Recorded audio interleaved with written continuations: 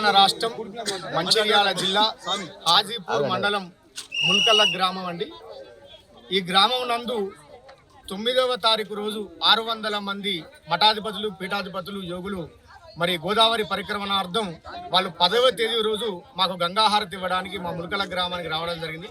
వచ్చినటువంటి ఆ మహానుభావులందరూ కూడా మీ గ్రామంలో అమ్మవారు స్వయంగా వెలిసాదని చెప్పడం తర్వాత ఆ స్థలాన్ని చూపించమని మనం ప్రార్థించిన తర్వాత వెంటనే ఆ స్థలాన్ని కూడా వాళ్ళు చూపించడం జరిగింది.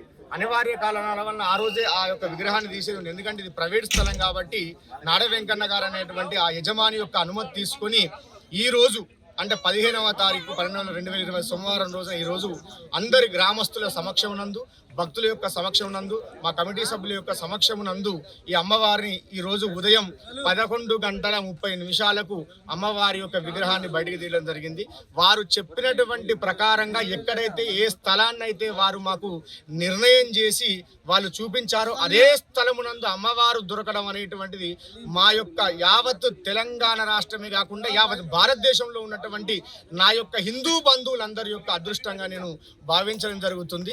అదేవిధంగా ఈ రోజు సోమవారం రోజున పరమ పవిత్రమైనటువంటి ఏకాదశి రోజున అమ్మవారు వెలిసాది కాబట్టి 16 సంవత్సరాల నుంచి మేము అమ్మవారికి విజయ దుర్గాదేవిగా నవరాత్రులు జరుపుతూ ఉన్నాం, దుర్గా నవరాత్రులు.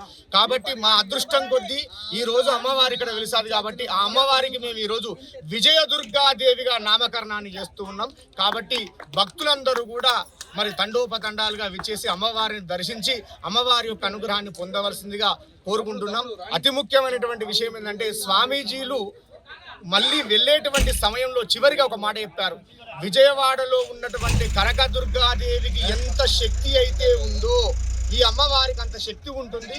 మరొక విజయవాడగా ఈ ప్రాంతం అనేటువంటి ఒక మహాపుణ్యక్షేత్రంగా వెలిసిల్లుతుందని చెప్పడం నిజంగా మా గ్రామస్తులందరి యొక్క అదృష్టంగా భావిస్తున్నాను. Local to global news at your fingertips. మీ చేతిలో ఒక ఆయుధం. Download Raw TV app. Media legend Ravi Prakash is back.